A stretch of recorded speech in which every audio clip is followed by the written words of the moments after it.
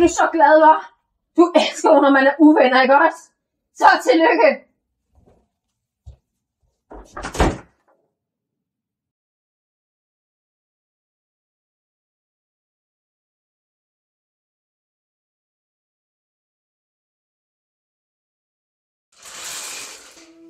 Godmorgen, Sille.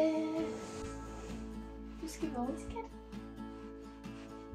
Hver morgen er en helt ny start, hvor alting er trygt og alting er rart, hvor kærligheden ikke kan beskrives med ord, hvor du dufter af tryghed og dufter af mor. Hej. Hej. Goddag. Tak.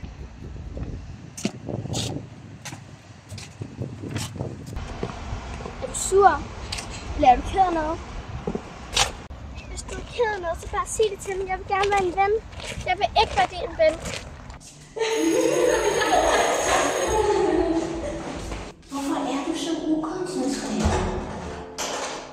Det er jo ikke fordi, du er ubegavet. Du har jo lige skrevet en stil, der er 12 sider for lang.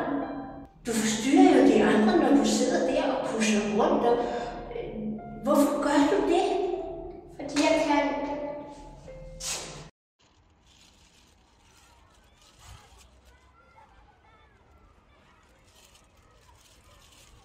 Hvem er du i dag, når jeg kommer hjem? Hvem holder sammen, og hvem er mod hvem? Har du det godt, eller har du det svært? Fordi jeg igen gør det hele forkert. Hej. Hej.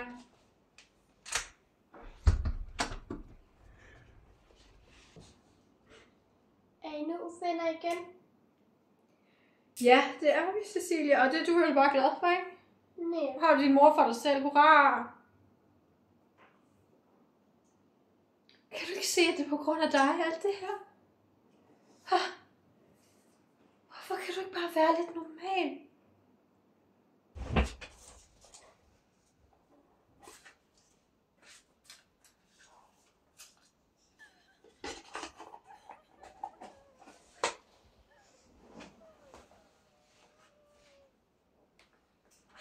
– 14. december. Det var varmt i julemandens stue. Julemor var i gang med at bage, og julegrøden stod på komfuret og kogte.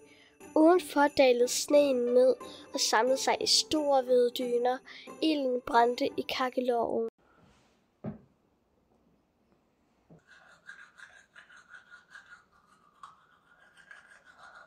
Hvorfor er du sådan der? Hvad er det med dig, Cecilie? Hvorfor er du så ukoncentreret? Kan du ikke bare være lidt normal? Er du sur, eller er du ked af det? Hvorfor gør du det? Kan du ikke se det på grund af dig, det her? Hvis du er ked af det, kan du sige det til mig. Jeg vil gerne være din ven. Cecilie. Så er det morgen. Og du skal vågne. Hver morgen er en helt ny start, hvor alting er trygt og alting er rart. Er du ikke træt? Men dybt ind i, så frygter jeg, hvem du er, når jeg senere igen kommer hjem.